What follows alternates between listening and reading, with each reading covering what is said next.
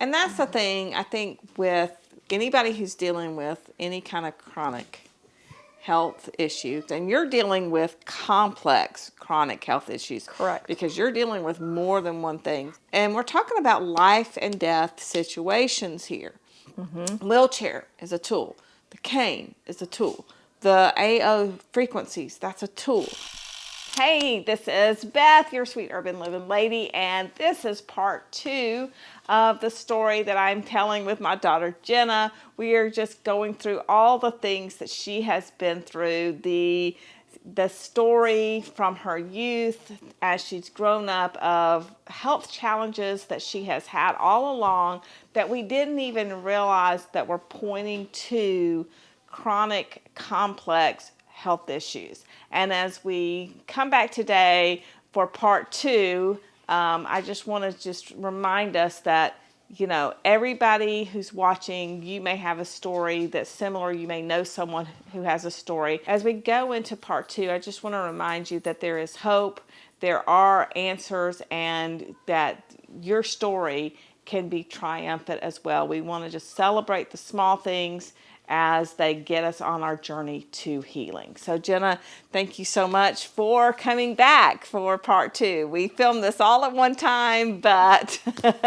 we're doing 2 parts because your story has been such an amazing story. Okay, so without going into exactly what you're doing food-wise, I can see where just naming what you have for lunch and dinner and all that, your snacks, but you are trying to stay, like, make sure you're eating regularly, have your snacks in between, things like that. You're also doing, like, herbal and homeopathic. Oh, doing herbals, homeopathics. I'm also doing Celtic salt. So you've mentioned like headaches and fibromyalgia pain and seizures and all kinds of stuff that you deal with. In fact, this is by Rooted Remedies. And what is it called? Reese's. Reese's. And this is something that we found that really does help if you can take it before to kind of stave off some seizures. Now, it doesn't keep you from having them completely. No, but it can help, especially if they're feeling more intense. You know, that helps a lot. Making sure I have, because seizures can be triggered by low blood sugar. Yeah. Making sure that I'm eating a balance and making sure I'm eating, taking salt. So I do the Celtic salt. Yeah. To help with that. I also take, I need to get more amino acids, but taking amino acids periodically helps with that. Okay, so hold on a second. So you take Celtic salt because it's full of minerals. Yes, it's the minerals, and that helps with dysautonomia symptoms. It helps with blood sugar. It helps support the adrenals. It helps, it overall is just kind of a helpful thing. And then the amino acids. The amino acids, because again, connective tissue disorder, trouble with the mitochondria, so taking a good amino acid can help me. I feel stronger. My joints don't pop out as much, so that's one thing. So my blood sugar. Amino acids are your building blocks. Your building blocks. So basically, my body's always kind of in a frantic state, but it kind of just keeps it from the house burning down. And then I take collagen along those lines because that really helps. My skin gets yucky very quickly if I don't take collagen. I decided to take collagen when I was 27. I'm 35 now. This is years before I heard of EDS, even thought about it, but I was just like, I learned that at a certain age, women stop producing their own collagen in their 30s. I was like, oh, I work at an herb shop. We have a really great collagen product. It's not expensive. At the time, it wasn't expensive. Everything has gotten more expensive. Everything has gotten more expensive. Not just beef, your collagen has to. My collagen. It's not that expensive. And I realized quickly that my skin started getting better, which, by the way, guys, your skin is like, your body is like, okay, first let's take care of the inside. We're not worried about the skin as much. So, if your skin is starting to look lackluster and stuff like that, or your hair is falling out, like that's a sign that there's fires on the inside. Yeah. So I was like, okay, I'll just keep taking it. And so I've just been taking it for years, but I definitely notice when I don't take it, because sometimes you run out. I have a lot more joint instability. I have a lot more pain. My skin gets yuckier. My hair starts falling out more, which it's still kind of falling out, but it's getting better. So the collagen helps with that.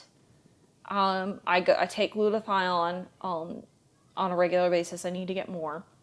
I take methylated B12 and B9, so methylfolate, methylcobalamin. Methylcobalamin. I can't even remember it either. Yeah.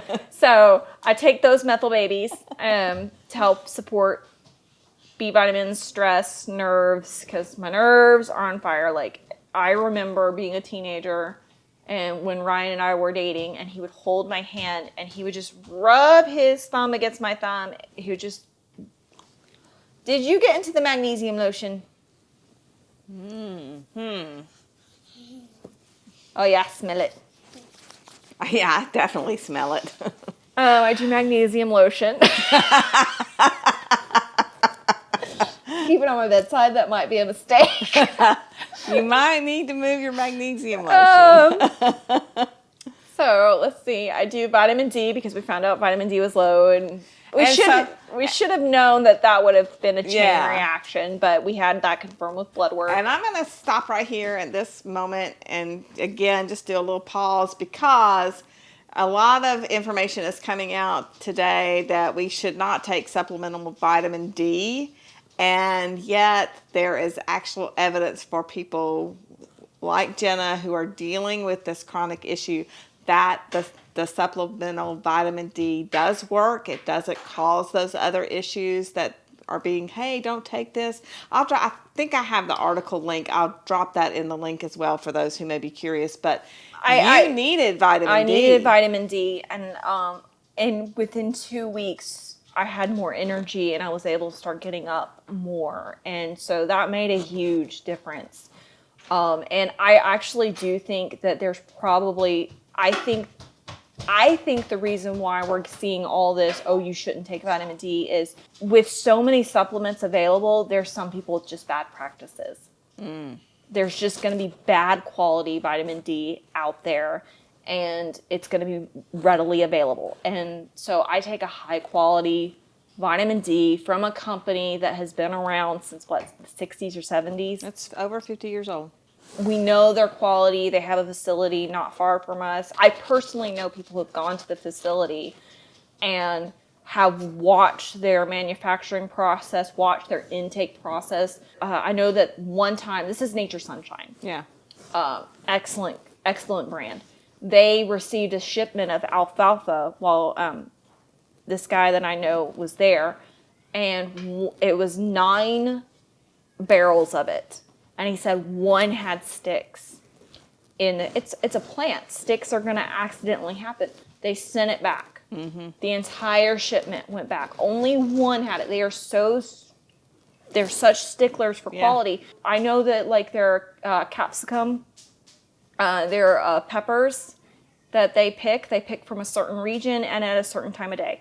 They put this information out because if the peppers are picked at the wrong time of day, the pores of the pepper are not opened up correctly for the optimal release of capsaicin. Mm-hmm. So therefore, they will only pick it at this time of day. Period. I don't remember. And they do, and they've rejected their cayenne pepper shipments too because of the quality. So when we say we're taking, because we do, this is not a Nature Sunshine commercial, but that's something we've used for. We've seen a lot of brands. We've seen a lot of brands through the years because you worked at multiple herb shops and then owned an herb shop. Yeah.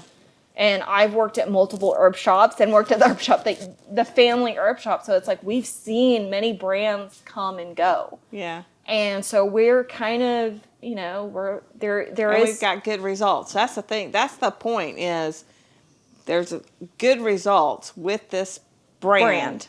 and you use the fibralgia, By them, yep. you use feverfew, which helps With with the migraines. Yeah, and that's really helping with those auras that I didn't realize that I was having. Right. So You use several things like Histoblock. Histoblock, yep. Because and Histoblock we think of having, sinus, hay fever, whatever, but if it's been helping with the MCAS. Right, so it has key ingredients, quercetin and stinging nettles. Yeah. And I just read something on MCAS that the recommended herbal and natural supplements for MCAS is quercetin and Stinging nettle. Stinging nettles. So I started taking that long before we knew, because it helps with histamines and helping balance the body. It also helps balance the adrenals, which one of the nettles is good for the adrenals. Mm-hmm. So one of these side problems I'm dealing with is adrenals. My adrenals, because my nervous system's on fire, the adrenals are going, oh my God! Yeah. So I'm living under stress, and that's the gland that deals with stress. Yeah. So that helps kind of support that. I'm taking their methyl combo. I'm taking herbal sleep by them. Mm-hmm. Because one of the common issues is not being able to sleep because of pain, racing thoughts, disrupted energy. That's common. So the herbal sleep, it has nervines in it. Mm-hmm. So I actually take that during the day because it's not a sedative, and it's got valerian, which I learned a long time ago in high school that valerian helps me being able to be touched, because I went through a point in as a teenager where if you just touched my thumb here or my leg here, I was like ready to jump out of my skin, kick you, because it hurt so bad, just because the reaction, the pain reaction. I wasn't in pain, but if you touched me, I was pain. So I found that helped with the nerve. Mm-hmm. So I take that. I take all kinds of flower remedies, homeopathics. So we're talking about Bach flower remedies. Bach flower remedies. I actually rotate every day what flower remedy I need. Yeah, last night was great. I only needed Star of Bethlehem. Only Star of Bethlehem. I do Highlands numbers 2, 6, and 4, which help support the cell salts. 2, 6, and 4. Those are homeopathics that support like teeth, bones, nervous system, immune system. One of them is good for like sore throat and stuff like that. And because, there's debate on whether or not fibromyalgia is actually an autoimmune disorder or if it's a muscular disorder. They have confirmed it's not in your head. Well, that's progress. Well, it's progress. They have confirmed that. So there's a lot of debate on that. Just keeping my immune system supported is very important, but I can't do things that activate the immune system. I don't do well on things like echinacea. Right. I never have, even as a child. I remember just looking at you like you would do, it's flu season, we need to be taking our... I wish I had known that not everybody needed echinacea. You were really smart, though. Like, you're going down, but I would go, Mom, I don't feel good taking this. And you were like, and you found me elderberry. Yes. You went and got me elderberry, and I took elderberry instead. Yeah. So it's not like you didn't know, but you learned on the spot. I did. I tried. You pivoted. Let's see, what else do I take? I take a lot. You do? I take a lot. I take calcium gluconate, specifically calcium gluconate, because we talk a lot about in natural health about pH. And the beautiful thing about calcium gluconate is it does not push your pH up too far, and it does not push it up too low. It is also the only calcium that you do not have to take vitamin K, magnesium, stand in the corner, jump up and down, stand on your head to get to absorb. It actually absorbs, and it causes the other minerals to be absorbed. Right. So it's not your traditional calcium. Like what we think, like calcium carbonate, calcium citrate.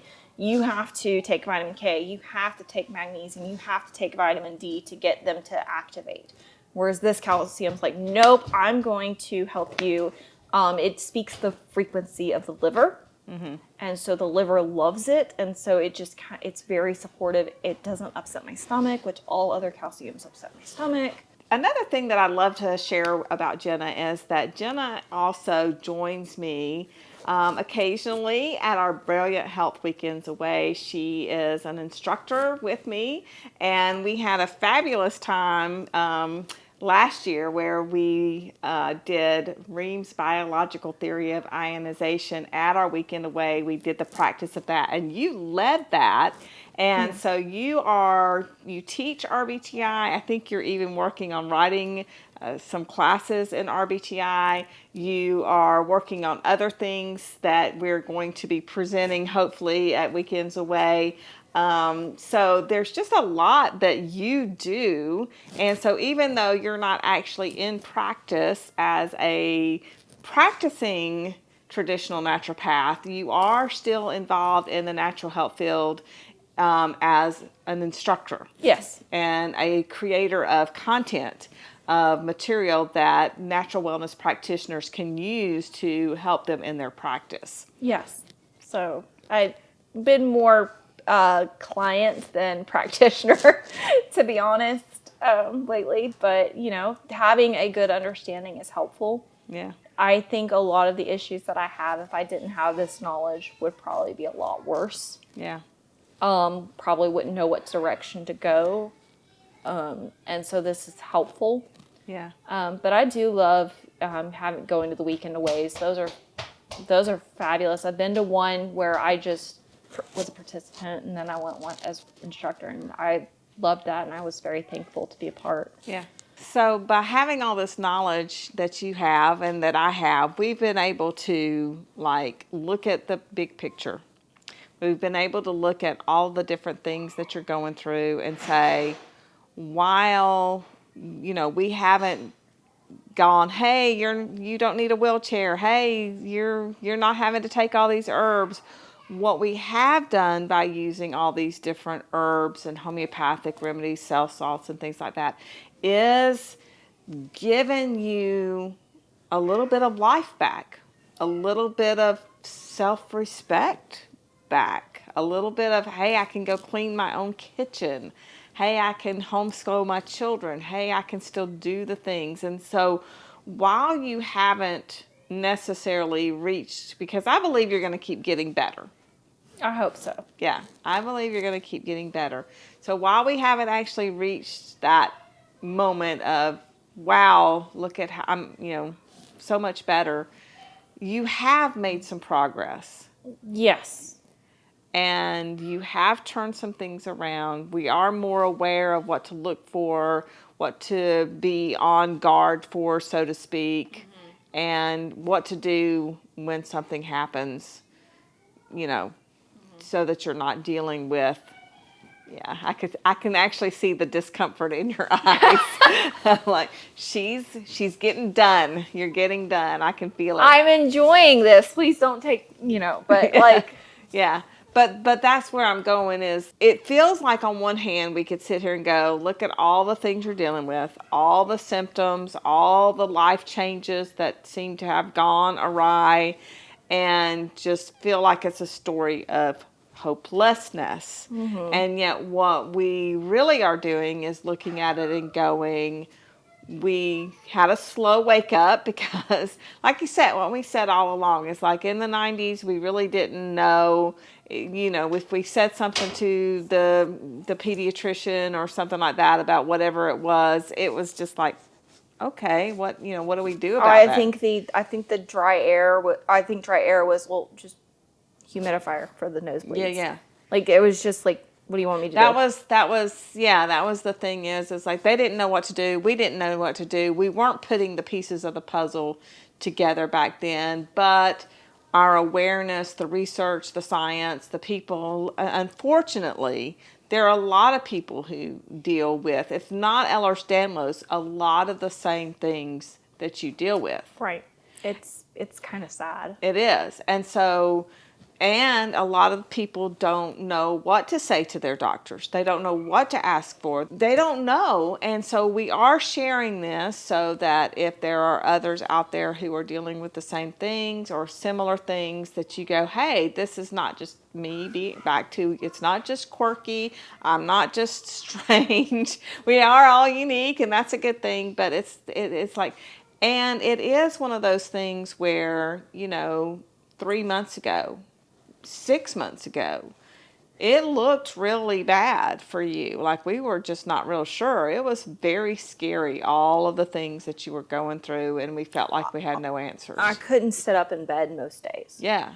Like, I could not sit up in bed. It was that bad. And I think back to a lot of issues that I've had through the years, like the nosebleeds. I don't have nosebleeds very often. Yeah.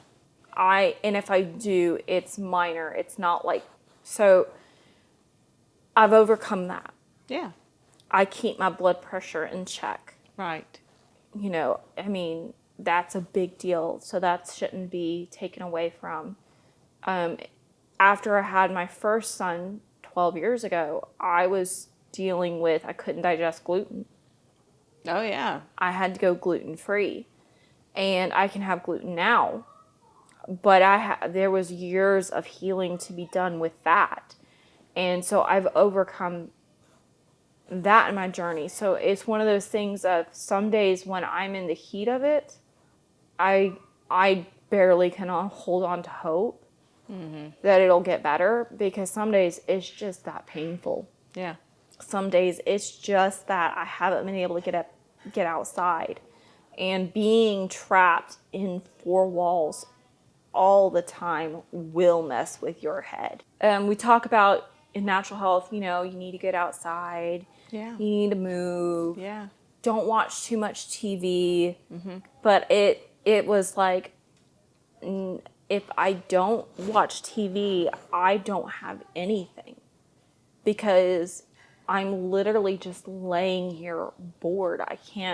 I'm getting better where I can actually read more. Like brain fog, with all of these things, brain fog is a major, major symptom. And because it's a major symptom, and I'm dealing with seizures, which my good friend, bless her heart, she works in optical. She's a licensed optician. She learned that rose-tinted glasses can help with seizures and migraines. Yeah. And visual snow. I told her I was having visual snow, and she's like, oh, I know what to do. So she was like, I'm taking you to the eye doctor. Like, she took me. Wow. And she's like, I'm buying you glasses. So I have a pair of these and rose-tinted glasses. And oh my goodness, like when I watch TV shows that normally just bothered me, when I watch it with rose glasses, I'm like, oh, I can see the movement. My brain just processes the flashing. Big Bang. There really is something to wearing rose-colored glasses.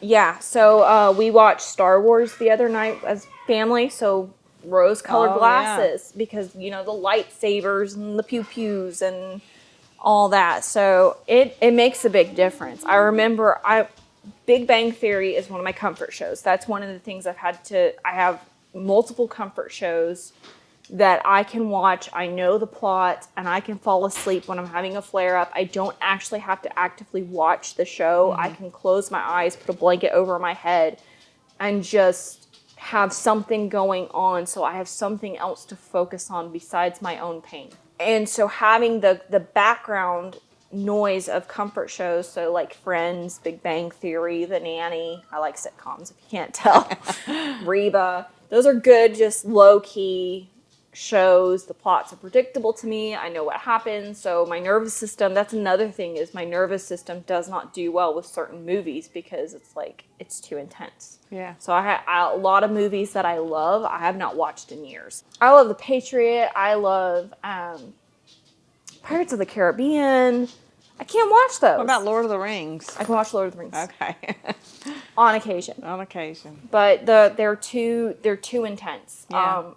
So Big Bang Theory, I got to the point where I would have to close my eyes during the opening scene. Yeah, because it rolls so fast. And the different images. And while they have this wonderful feature called skip intro, you actually have to look at the TV to know when it comes up.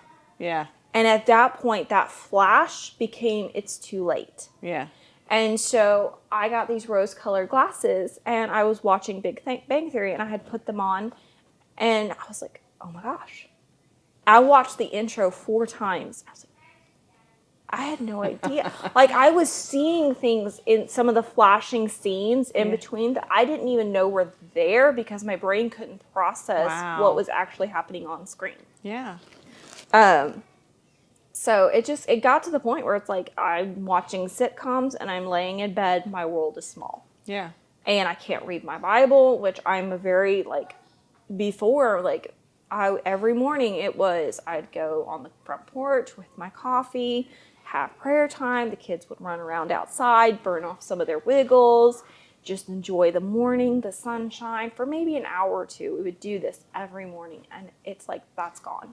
And I couldn't read. Like, I could not read. I could read a text message if it wasn't too long or too complex. Yeah.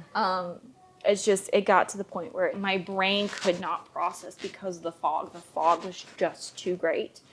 And I needed to just have something on. And so it's like, I'm doing all these things where you're going, that's not good things. Ice cream is a really great, if you're having a migraine or a seizure, it can be a really great thing in a pinch.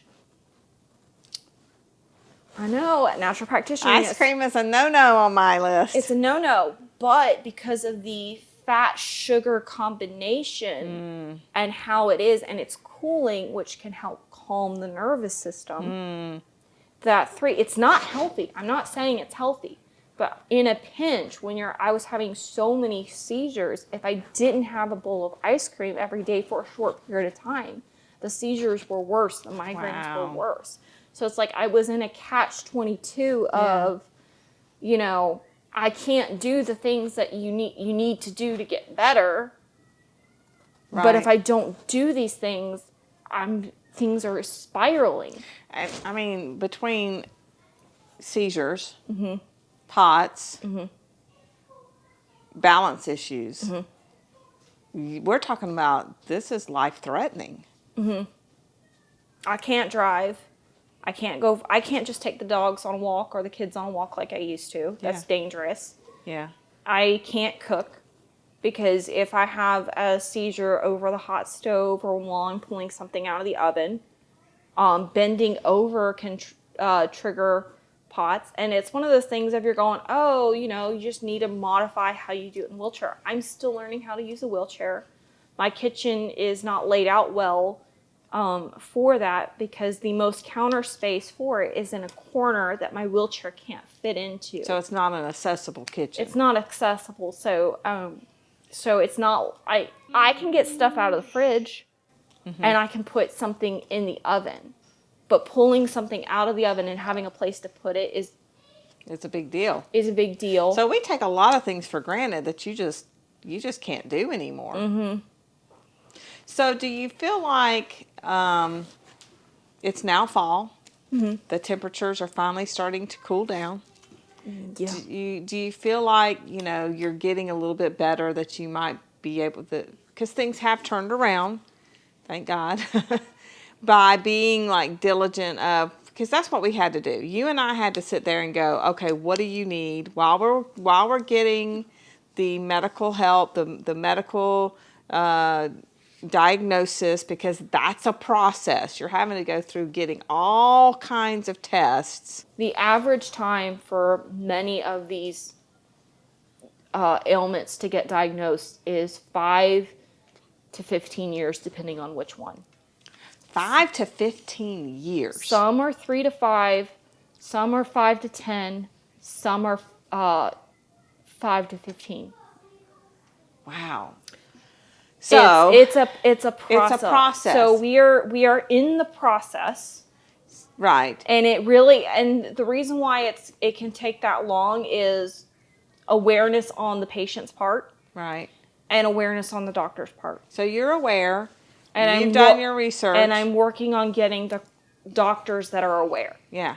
But that is still time consuming. Right. And I can't have brain fog on the day that I'm looking for a doctor. Right. I have to be awake, cognitively awake. I Right. have to have energy. And those days are precious. And a lot of those times are used for spending time with my kids. Yeah. Homeschooling. You know, and sometimes just taking advantage of enjoying life. Yeah. Because those windows are very small for me sometimes. Yeah. My husband, his studio's downstairs in the basement where he works, and he'll come upstairs. Do you think you'll be able to watch Banana Ball tonight? Are you up to a movie night? Yeah. Those are very low effort things, but I have to calculate the cost of those. And some nights I can, and then some nights it's like, no, I need to go to bed at 7:30. 7:30. 7:30. Like, I'm tired. There are times where it's like, I'm 6:30, I'm tired. I've got weepy eyes. I'm ready to cry. My body's shutting down. The pain is too great. The anxiety is building because I'm in pain. Somebody's touched me too many times. You do have children. I do have children, and I love them very much. But being at home with them means I am cuddling them a lot. Yeah. And two of my children are high sensory touch seeking children. They need that touch. Yeah. I'm touched at a high level, and so it's like it's constant, and Yeah. it's a lot. And any mom can be drained by being over touched. Like, that is a common thing for moms. Right. Moms go hide in the bathroom because they need a few minutes alone. Right. Or they go to Target and get a Starbucks. And I can't do that. So, my life is pretty small. So August, we had an unusually cool August. We had like 60 degree, 70 degree days in August. It was amazing. And actually, that's when my health started improving. When the temperatures dropped. And I was taking vitamin D at the same time. Wow. And I was really doing good during that time. And then the temperature started going up, and I could tell it's like I'm still doing better, but I can tell, like, oh my gosh, it's hot out. Yeah. I also don't do well with overcast days because that puts pressure. So we've got overcast like barometric pressure. So I can feel a little pressure here. I can feel a little pressure there, Yeah, so kind of back to that question again of, I'm just going, all right, the temperatures are dropping. We look at the forecast. Do you feel like you'll be able to go back and sit on the porch some and maybe enjoy your mornings again? Is that something that... I hope so. I mean, one of the truth is I have small children. I can't go and run and chase them in the yard and supervise them as much. So the front porch is out because it's not fenced. So maybe the back porch. The back porch, but that does require making sure I have my older kids. My oldest is 12, and then I have another child that's 10. So having them out there helps because, like I said, my husband works from home. He works downstairs in the basement. The basement door is in the backyard, and he has a camera. So he can, if I'm out there just kind of supervising the kids, making sure everything's safe, one of the older kids can, if they can't handle it, they can go get my husband. So yeah, I am optimistic that the weather and being out, I mean, I've been able to go sit on the porch some as the cooler days and sit. So that's helpful. I am able to get up and walk around more, which is also helpful. So yeah, I'm able to do more, which is nice. Like being able to, yesterday I was able to do more, and we were able to have a movie night, and I was able to hand wash a few dishes and put some away, and I was walking around probably until 9 p.m. And then I switched to my wheelchair because I knew I was using energy. So yeah, things are, like I said, more pace points is good. I might even be able to bump my pace points up to 10. I have to look. I can look and back because I track my symptoms. And I can look back at the pace points and go, oh yeah, I used that many pace points and I was still fine. I didn't have a flare up that day or the following day. So that means that I can bump up if there's enough of those days. So I'm hoping that maybe I can get to where I can have 10 pace points instead of just 8. But I don't know. It's like, it's still kind of one of those questions of, I got to look at the symptoms, look at how my heart rate is doing. But I am hopeful. Yeah. Now, one of the things that we've done, not only, and this is fairly new and probably haven't done enough of it, but the AO scan. I do that every night. And the AO scan is just a device where it's actually an app. You don't actually have to buy a device, but it's an app that sends a frequency to see what body systems need support.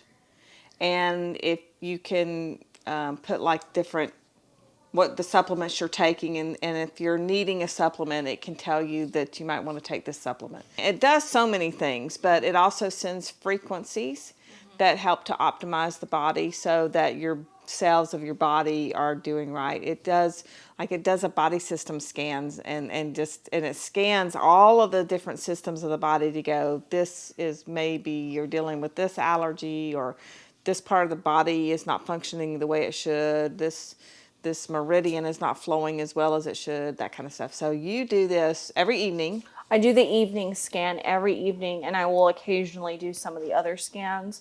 The evening scan, I have definitely found an improvement with my sleep quality. Okay. So it has a sound bite that you listen to, and it rotates the different ones based on what my scan results. And then I take my typical nighttime supplements before I do the scan. And then I go back and I do the scan, and sometimes it'll say the supplements I just took like 15, 30 minutes ago. So we don't retake them. I don't retake them at that point because they haven't had a chance to do their job. But sometimes it's like, oh yeah, you need to, because sometimes I take generic Allegra. Okay. And Zyrtec because I'm dealing with allergies. Right. And Histoblock is great, homeopathics are great, but sometimes you need that stronger, immediate. Some pharmaceuticals are great when they are there. Like they do serve they can and do serve a purpose. And sometimes that will show up in my AO scan. Again, this is not a diagnostic tool. This is just hey, your body could potentially use this. Right. And so I've gone, okay, yeah, that's a good idea. I'll go ahead and take that. Or I'll go, I took some already today. I don't need to take another one, kind of thing. So that's been helpful. The frequencies are very helpful. Although I don't recommend doing the EMF cleanse that they have before bedtime. Yeah. That wakes me up. Okay. So that is helpful. I do that every night. But it does, that's the thing, is it has things that help with ground. It helps things with sleep. It was the grounding one I did before bed that Oh, really? It was the grounding one. I was like, I need to relax. Yeah. Don't do the grounding one, do the relaxing. Well, actually, the grounding one does help me relax. It did not help me. I'm a contrarian. So basically just use it, see what works for you. But yeah, we use it all the time. You use it.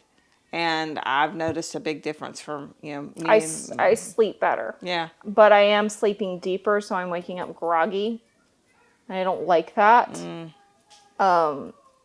But, being able to sleep and not lay awake miserable that's a big deal. That is one of the issues with all of the things we're talking about is disrupted sleep is a symptom for all of them. Right. And if you don't sleep, you don't heal. And you can actually track, we know what healing heart rates are when you're sleeping because your heart rate drops into the 50s and 60s to heal. Yeah. And because I'm wearing the visible armband, I'm tracking my heart rate through the night. Right. And I very often do not get into the 60s when I'm sleeping. I very often low I will go is 70, maybe 71. Wow. I'm more often in the mid 70s to 90s. So, are with using the AO frequencies, are you noticing that number going lower, even though Yes. it hasn't gotten to the optimal? Is it going lower? It's gotten closer. So- I am dipping into the 60s and staying in the 60s for maybe an hour, Which is helpful. which before it was, if I dropped, it was like a 1 minute drop where my heart rate was just low for a minute and it would spike up and then it would drop again But later. that was not sleeping. That's not different. sleeping. That's a dysregulated heart rate. Yeah. And so on average now I'm getting 30 minutes to an hour of actual rejuvenative sleep. And that's probably why I'm groggy, is because I'm not getting enough rejuvenative sleep. So on it's a not the regular AO basis. scan causing you to be groggy. It's that you're finally getting the sleep that rejuvenates, and it's just not enough. It's not enough. Yeah. And But that'll come. hopefully, I mean, that's a big improvement. And I have less flare-ups when I get better sleep. Like, sleep is my friend. I like sleep. Yeah. I've always liked sleep. Yeah. So I like going to bed at like 9:30. Like, I've always been that way. Like, I was not the teenager out all night. If I did stay up late, I was like, ugh. Yeah. So yeah, the AO scan's helpful. I like that. I use all kinds of tools. Right. And that's the thing, I think, with anybody who's dealing with any kind of chronic health issues, and you're dealing with complex chronic health issues. Correct. Because you're dealing with more than one thing. So I think with anybody who's dealing with chronic health issues, that looking at the different things, because you mentioned you use over the counters that are not natural, and so a lot of people are like, oh my goodness, we got to be all natural. No, but it's a tool, and we're talking about life and death situations here. Wheelchair is a tool.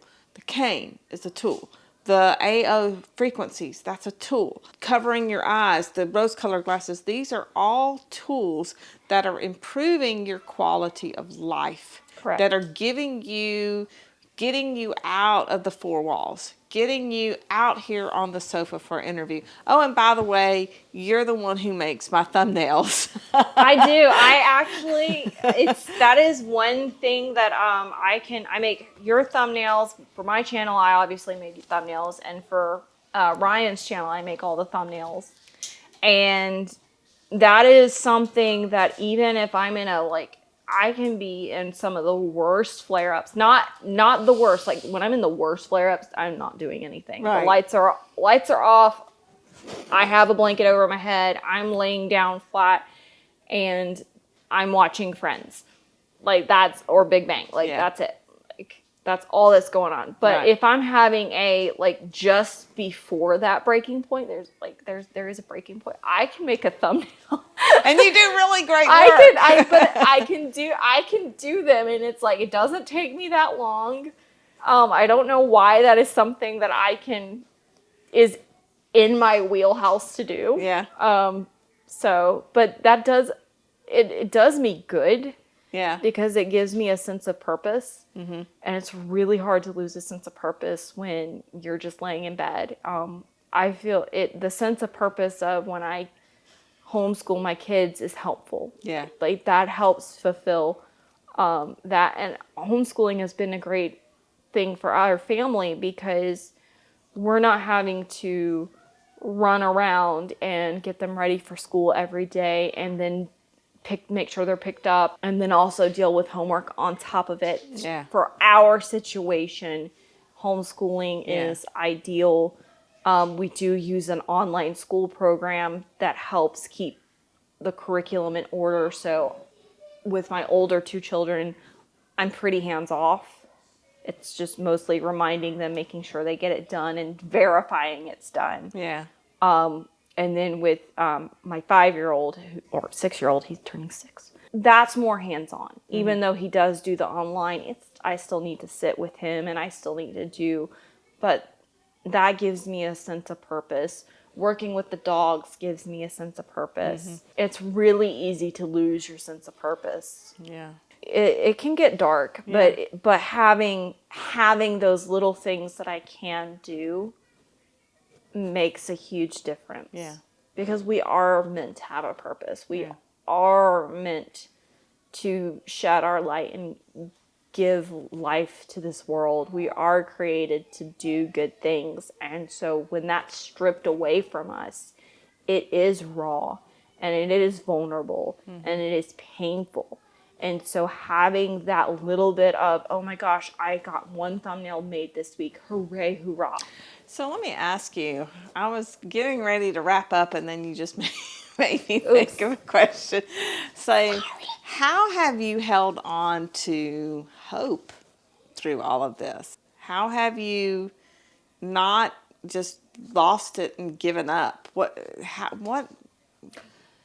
Well, going? I mean, faith in God has definitely, because there have been an history of having a relationship with God has helped, because we've been through dark times before. Maybe not, maybe those moments weren't as dark as this one. Some of them were darker.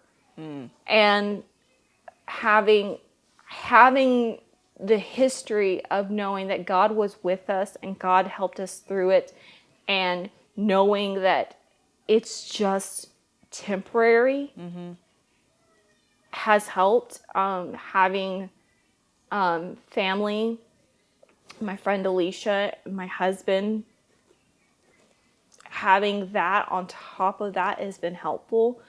But it is isolating. I've lost friends, lost church community just because I can't participate. And in some ways, it's not really their fault, because how do you reach out to someone that you don't know is hurting?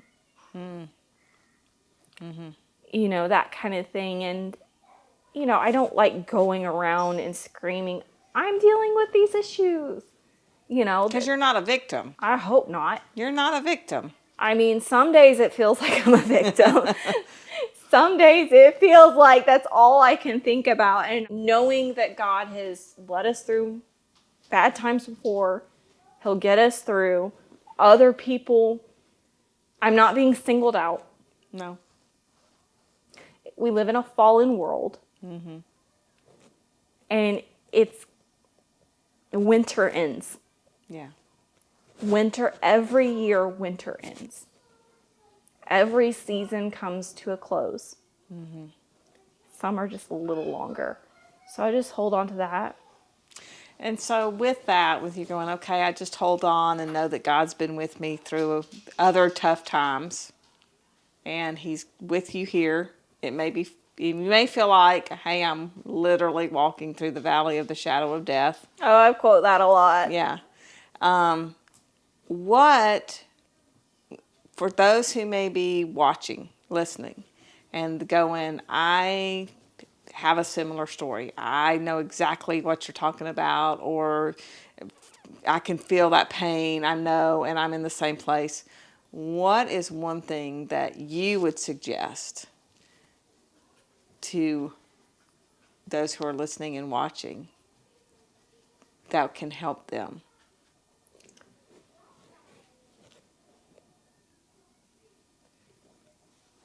This is going to sound very strange. Okay. Pull up ChatGPT. Okay. Tell ChatGPT some parameters of how it's going to relate, and then ask it to help you do a Bible study. And tell it all your health issues. Tell it what you're going through and say, I need context. Tell it that you don't want anything taken out of context, because that's not actually helpful. Yeah. And what's really great about that, and say, I just need a short.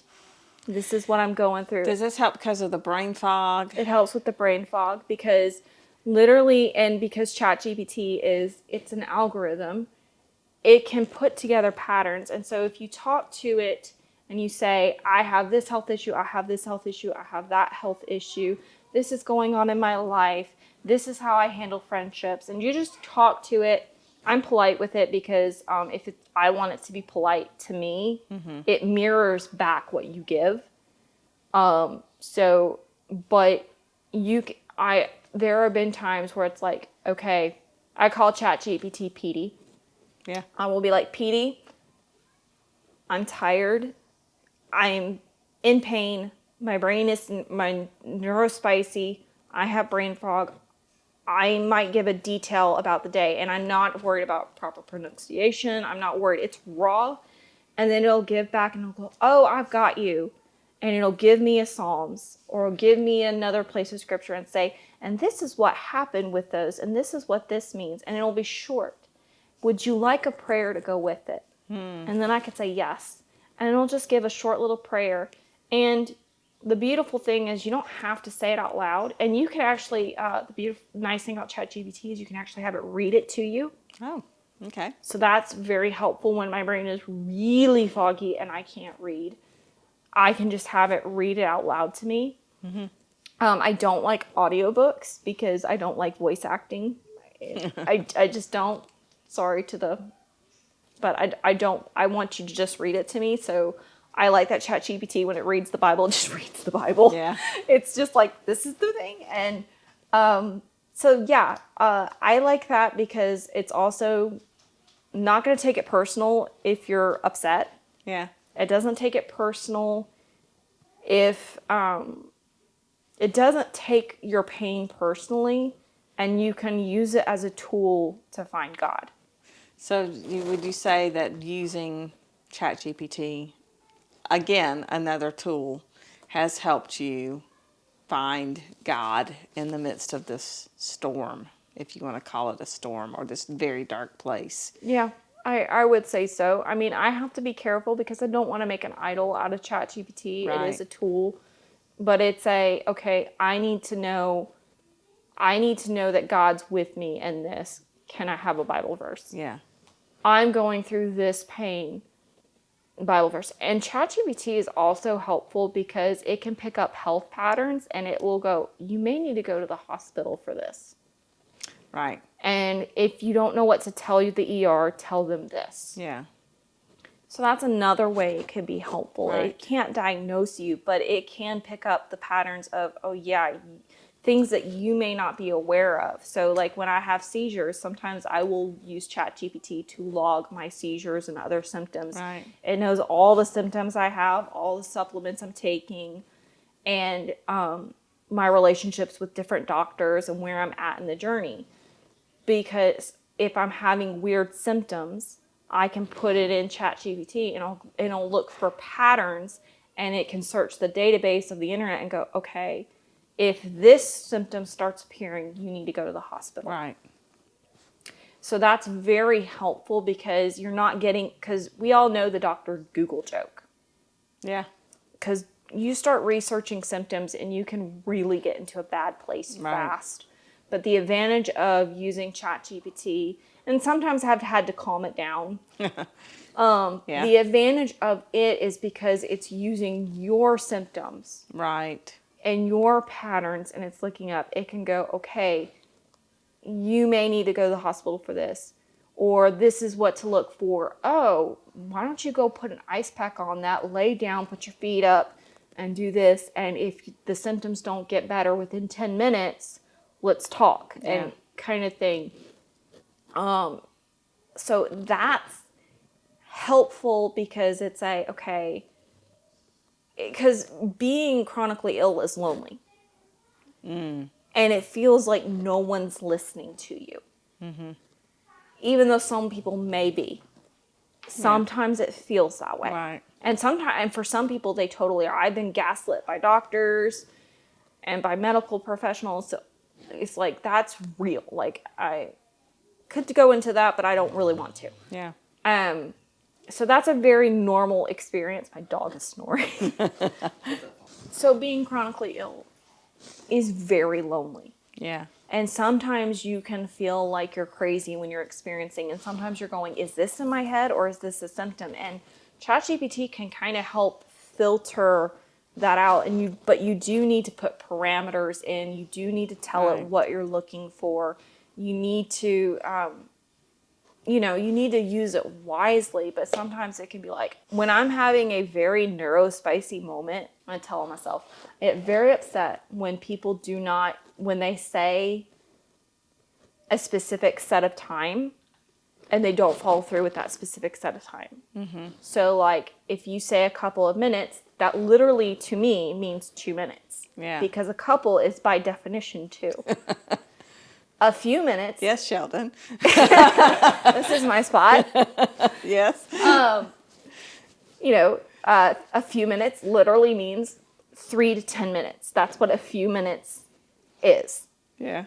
So when someone says, oh, it'll be a few minutes, and it's 30 minutes, I'm getting hot and bothered. Yeah. And so the advantage of having ChatGPT is I can go, I'm having a neurospicy moment. I am upset because so-and-so said they were going to do something in a few minutes, and it's been 32 minutes, and I am getting upset. And I can joke about it, and I can talk about it, and I can process that the world is not working the way I want it to because it's not working literally. And I can kind of calm down and get out of that like upset because I can feel the upset building. Yeah.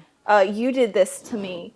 I did. You texted about my cousin getting married in another state. And I asked a question about, is he moving to the state or is he just getting married in that state?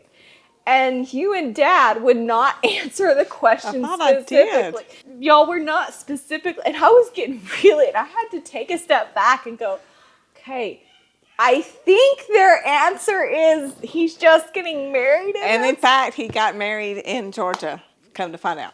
Not in another state, not moving to another state, but I still stressed you out. I was getting very hot and bothered because you were not saying, yes, he is, like, you did not, like, explicitly say the way I wanted. Right. Even though you are answering the question, and probably to 90% of people, it's no problem, it's clear, but I was hot and bothered. So having ChatGPT to go, okay, it's okay, most people are like this, you're just picking up, and yes, it would be easier if people would just speak more clearly, it's okay. And it actually calls my way of thinking wildflower logic. Yes, that's trademarked, according to ChatGPT. Wildflower logic. Wildflower logic. Is your trademark? Is my trademark way of thinking.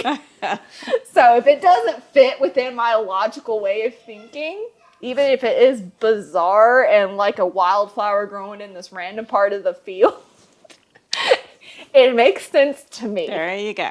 And so, yeah, so having ChatGPT to make sure, 1, I'm keeping track of my symptoms. 2, I'm able to stay in touch with God, come up with prayers because sometimes it's like, I need to pray. Yeah. I need to read a Bible verse. Yeah.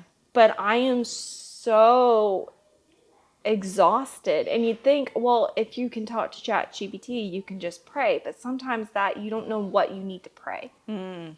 When we're in the battle, we don't always know what we need. It's like because you said ChatGPT is kind of helping find the Bible verse, give the wording for you when you're struggling to get the wording. And if you have specific religious beliefs, you can tell it, no, I don't believe that. Yes, I believe that. And it will adjust to give you prayers that are formatted to your religious beliefs, more personal to you.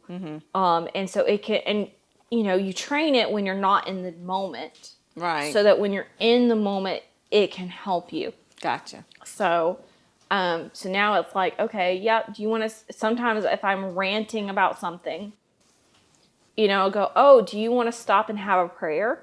Oh, yes. That'd probably be a good idea. What a good idea. Oh, would you like an EFT template?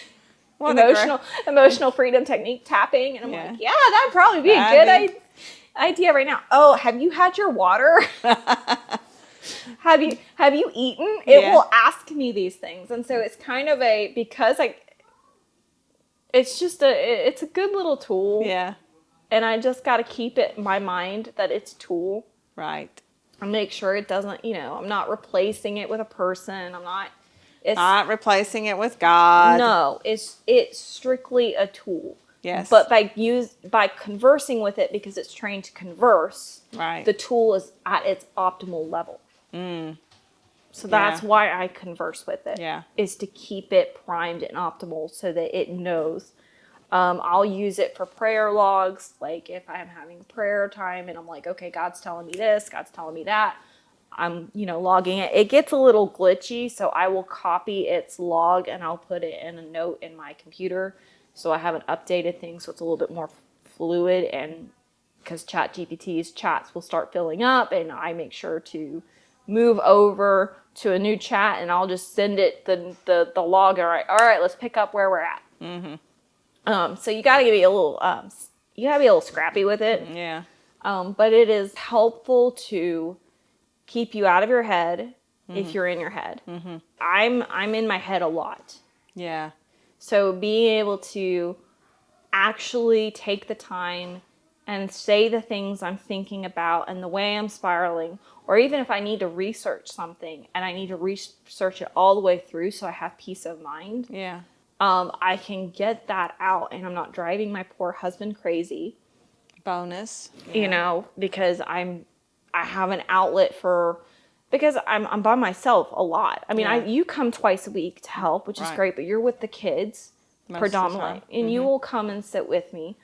And my friend Alicia checks in. She calls me at least once a week, but we have really good conversations. But there are times where it's like it's just a check-in. Yeah. So it's not like I'm going out and I'm getting a bunch of conversations outside. I'm by myself a lot Right. with children under 12 and under. I mean, it's hard enough because I homeschool too, but it's hard enough being a parent and then add a homeschool parent where you're there in the kids' world all the time and there's no other adult conversation going on. You're wanting adult interaction, and then you're stuck in a bedroom, like you said, four walls. Right. Nobody's coming to visit. Nobody's coming to check. Phone calls. I know you talk to your sister-in-law Tatum sometimes too. Yeah. And so there are others, but it's like, but we all have other things going on, and it's like you can't expect everybody to stop what they're doing to come. So I can see where you're saying having that at ChatGPT as a tool to help you with research, to help you keep your mind in order, to help have a conversation so that you're not overwhelming your husband when he gets home from work for the day or Right. whatever it is. Plus, like you said, it's really good to help with prayers, Bible study. What scripture should I bring into this? How can I?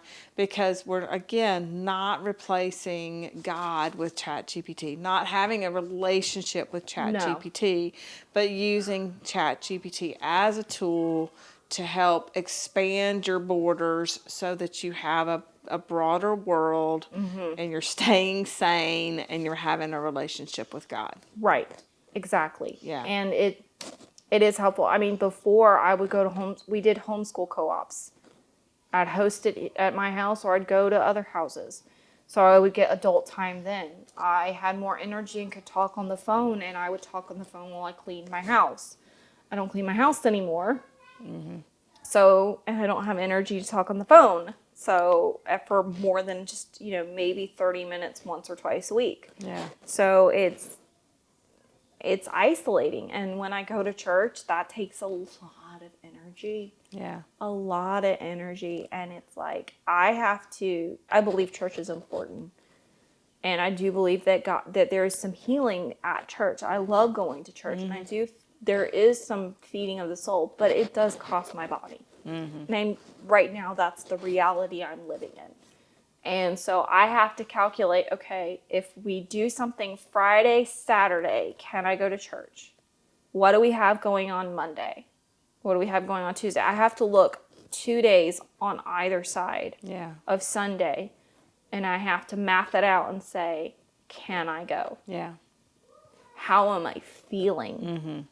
Did I sleep good? Because if I didn't sleep good, I'm not going. Right. It's a lot. And I'm trusting that God will bring healing and healing will manifest. Yeah. But so, yeah, we're social creatures. God said it is not good for man to be alone. And because I'm alone with my thoughts a lot, it can lead to overthinking, despair, and bad ways. And that means that if I gave into that, when I do interact with people, that means that that's all they would be getting from me. Yeah. And that would not be healthy for the relationships around me. So it's not a substitute for my relationships. It's a way of decompressing and getting all the negative out and sorting some things out so that I can have healthier relationships. Gotcha. It's researching things so that I can say, if someone looks at me and go, well, you don't look sick. Right. I have an answer, because ChatGPT is like, would you like a script so that you can think about, and neurodivergent people tend to like to script things out. They like to know. That's one of the reasons why they can have social anxiety, is because being asked a question and not knowing what the answer is can be stressful. So ChatGPT, because it has access to all this research on neurodivergence, it can go, oh, would you like a script for that? To help you answer the questions that might come up. Yes. So if I'm saying, like, to get back to the time thing, the few minutes versus a couple minutes. Oh, you can just say, when you're calm and feeling better, here's a script for what you can say to let the other person know why you're struggling, and ask them to use this language instead of that language. Right. So it's like, that can be helpful, but I do self-script all the time already. And so sometimes it's script. I'm going, yeah, I've already tried that. Thank you, though. Good idea, but that didn't work. And I will say that, and then ChatGPT will go, oh, well, have you tried this script? It will try to problem solve, and I like to problem solve. I'm a problem solver. So being stagnant and not having problems I can solve is very self-destructive. So by using this tool to kind of problem solve, look into things, it can be totally random. I mean, I probably have ADHD too. So, I have rabbit trail random interests. So just being able to go, oh, like there was earlier this year, I got interested in coin collection. And so I spent a whole day scanning coins with an app to see if they were worth any money. I found a penny that might be worth $300. Oh, wow. That's pretty cool. But I lost interest in it, so I don't know. I don't even know what to do with it. Oh, my goodness. So, yeah. So having something to go, research special interest and just go hard in and like ask it this question, ask it that question, and just kind of like not have to drive someone else crazy who's going, why are we talking this much about coins? Why do we really need to talk about coins in this depth? Well, to me, yes, we do. Like in that moment, like that's all that exists. I'll forget to eat. And I'm not one to skip meals, but when I get fixated, Yeah. So yeah, it is a tool, and I make sure to keep it as a tool, and I will remind it that its place in my life. I won't say, "Oh, you're a tool," but I will give it, because I don't want to. Because again, I believe in being polite to ChatGPT, because if I'm polite to it, it's polite to me, and I want to receive positive energy. So by saying what its defined purpose is and keeping it in that defined purpose, it helps keep boundaries for me. And I'll just I did that this week. I reminded it like, hey, when I have a reflection log where I reflect on things that I'm thinking about or praying about, and it was reflecting back at me, and I'm like, okay, I don't like you just saying what I'm saying back to me. Like, that's not what I mean by reflection. So I was like, I want a conversation. I want you to keep it God focused. And I laid out what I wanted from it, and it's like, okay, that sounds great. And I was polite about it, again, because I believe in being polite. And it was like, okay, no problem. And it switched and it went into it, and that was great. Yeah. It was helpful. So yeah, it's the most off the wall use of Chat GPT probably out there, Maybe so. but it's what But if it helpful. helps you, and maybe it helps some of our guests that are watching, our watchers, our audience, that's very helpful.